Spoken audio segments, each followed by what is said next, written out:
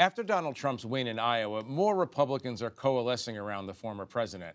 Unless something completely surprising happens in the coming weeks, Trump will be the GOP nominee.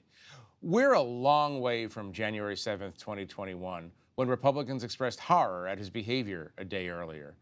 Here to discuss with me the state of American politics and also the state of the world are Eugene Daniels, a White House correspondent for Politico and a co-author of Politico's Playbook; Adam Harris, my colleague and a staff writer at The Atlantic; Asma Khalid is a White House correspondent for NPR and a contributor at ABC News; and Nancy Youssef is the national security correspondent for the Wall Street Journal.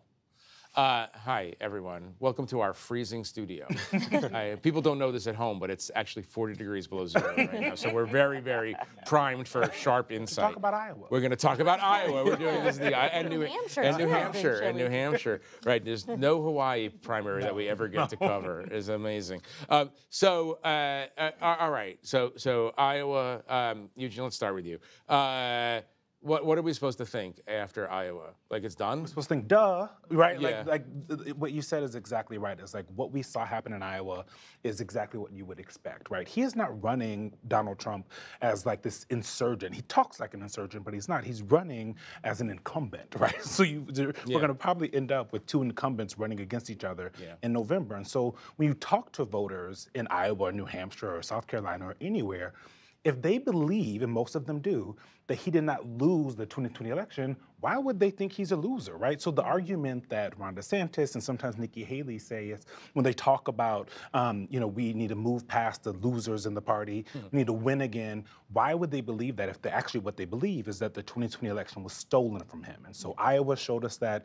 It showed us how dominant he is. It also kind of, I think, took a lot of wind out of the sails for both Ron DeSantis and Nikki Haley. Ron DeSantis didn't have a lot of wind. No, not out of his sails.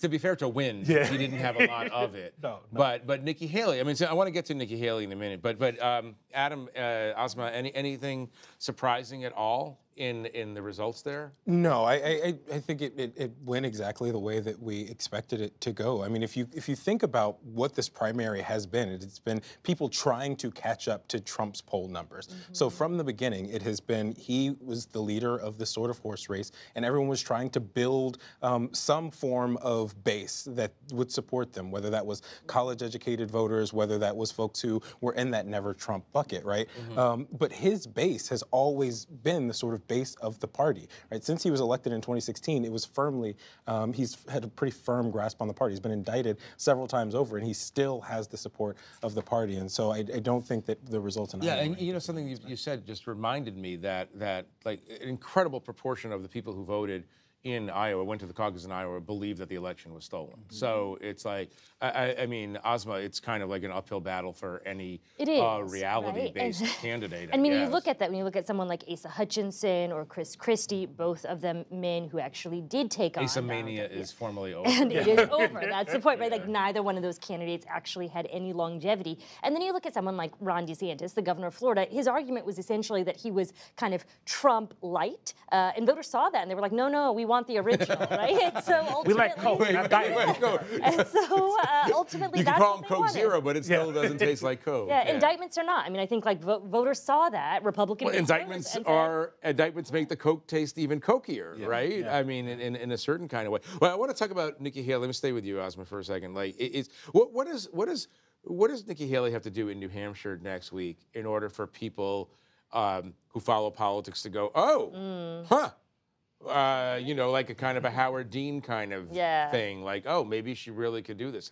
How well does she have to do? I mean, I think she has to do exceeding well. People have talked about her coming. Win? In my view, yes, right? I mean, and I don't think that's going to happen. Some folks have talked about losing in single digits. Now, my argument about why I don't think that's convincing is that then you look at where the primaries go. It goes to South Carolina, a state that is much more demographically similar to a voter base of Republicans like Iowa. You know, folks talk about New Hampshire being this independent, somewhat libertarian-minded state. But I think what they've forgotten is 2016, when I remember being there, that's a state Donald Trump won. He did very well in. So I think it's somewhat foolhardy to think that Nikki Haley is going to be more attractive to many Republican voters who actually gave Trump his first primary victory in 2016. You know what I find so interesting about that viewpoint is, I wonder then, is there any opportunity of this being a two-man race or one-man, one-woman race? And if she has to win, if the idea of 2 or 3, 4 or 5 percentage points is not on the table, is there a scenario where former President Trump faces competition where there's a real threat to his candidacy, or is there inevitability that could come out of New Hampshire? I mean, I also don't know if there is a two-man race. Like people say, if Ron DeSantis drops out, the assumption is that all of his voters would go to Nikki Haley, and I don't really buy that assumption. Why assume right? that? And so therefore, I've always thought this idea of a two-person race doesn't necessarily disadvantage Donald Trump. So Adam, what are the chances that we get to Super Tuesday and there's only one candidate? I mean, it's not zero. No, right? it's not out of the question, particularly after a convincing win in Iowa, right? If he has a convincing win in New Hampshire, followed up by South Carolina, which, as Asma mentioned, right, it's very demographically Nikki Haley has to similar. win South She Carolina. has to win South Carolina. She's probably She not doesn't. going to, Exactly. put in the numbers. But it does. It feels like there is an air of inevitability around it. And the thing about New Hampshire is that it is uniquely tailored for someone like Nikki Haley, right? In demographics, right? If she can't win in New Hampshire, where can she win? Because you have much more highly educated people. She tends to do better with those kind of folks. You have a little bit more diversity than Iowa, but not much. But the kinds of people that she's been talking to, right? These kind of middle of the road Republicans, people who used to be the mainstream of the party, but are now kind of on the outskirts and are technically the fringes because they're not Trump Republicans. A lot of them live there. It's also an open primary, so you have Democrats who are up because they're not playing in the Biden Dean Phillips lane. They're probably going to vote on Tuesday in the New Hampshire primary, and a lot of those folks are going to vote for her. If she does not win there, then what that says is she can't win really anywhere else because most of the other states are very Trump-like. You just, by the way, discovered the new slogan for New Hampshire. Way more diverse than Iowa. It's on. Well, speaking of diversity, good transition, right? Speaking of diversity, let's talk for a minute, Adam, Nancy, about Trump's approach to Nikki Haley. He's going back to the kind of the OG playbook, right? Birtherism. He's saying that Nikki Haley can't run. There's nothing in the Constitution that says this, but because her parents are from another country, and he's calling her by her birth name, an Indian name, and also mangling it. This has caused some newspapers that can't keep up with the times calling this racially charged as opposed to what it is, which is racist. Yeah. But is this stuff still work? I mean, is this what the base wants? To Trump's mind, yes. This is. I mean, it's firmly within his playbook. If you go back to his sort of roots in New York real estate, right, with housing discrimination against Black people, you think about birtherism. You think about him calling Ted Cruz Raphael during the last primary cycle. And so this is a thing that he believes is animating towards his base to other another candidate to say, hey, we are trying to make America great again. When was America great? When America was led in a more monolithically colored way. It's putting Nikki Haley, Nancy, in this kind of, she doesn't seem comfortable fighting him or calling him out for straight up racism. She's very, very, very tentative around all these race questions. Well, what I found so interesting in her approach is, on the one hand, she's trying to gain Trump supporters, gain Trump voters. She's done things say she would pardon him if convicted, and at the same time say, I'm a different candidate. I'm trying to delineate myself from him. And yet and in that vein, she hasn't gone after him directly on this issue, one where you think she could, because her story has been so intertwined with her upbringing and having to live in a world of racism and between a Black and white culture, and we haven't seen her sort of utilize that experience, which she's done in the past, to really point out how one would argue that these ideas are outdated and are not part or shouldn't be part of this election. Instead, she's saying that this was never a racist country, right? That's the thing about Nikki Haley, and Vivek Ramaswamy had this, Tim Scott as well in the Republican Party in this primary, is that they are people of color tangling with and trying to win the nomination of a party that does not want to have a fulsome conversation about race, right? When you think about the last couple of years and how the Republican Party has kind of waged war against critical race theory or fulsome conversations about about race. Don't teach our kids like this. Don't make white kids feel uncomfortable about what their ancestors did. There's no world in which someone like Nikki Haley can do anything but what she's doing, which is really struggling and kind of failing, I think, to talk about race in kind of this more patriotic way, right? When she's saying that this country, it was never racist. You can say, you know, Republicans say this all the time, that it's not a racist country anymore. We've moved past that. But saying it was never a racist country is completely wrong. So what you're saying is that Nikki Haley and maybe Ramaswamy and Tim Scott and others, Marco Rubio, maybe they understand that in order to win in this Republican Party, they have to downplay their own ethnic, racial background. I mean, in other words, that pivot that the Republicans were supposed to have made 8 years ago toward party of universal opportunity, that didn't. Well, and the thing is, they don't try to downplay their backgrounds. You have Tim Scott saying, you know, we went from cotton to Congress in several generations. So they try to play up their backgrounds. Their individual backgrounds. But not the larger question. Yeah, it sort of tries to place a realm of individuality on what has been a sort of systemic system of racism. So that they say that there's no systemic racism because, you know, I, a single individual, am able to overcome.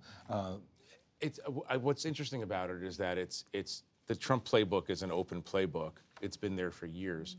He's going to it. It still works. It's kind of like, you know, there's this kind of Back to the Future feeling right now around these questions in particular. But let's go to the vice presidential sweepstakes for just a minute. I want to get to the Houthis, things of actual paramount importance. But let's talk about the vice president for a minute, because Nikki Haley was talked about as a possible vice president. Probably not anymore. Well, I want to play.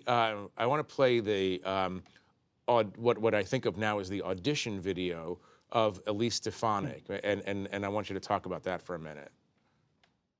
Calling for the genocide of Jews violates Harvard Code of Conduct, correct?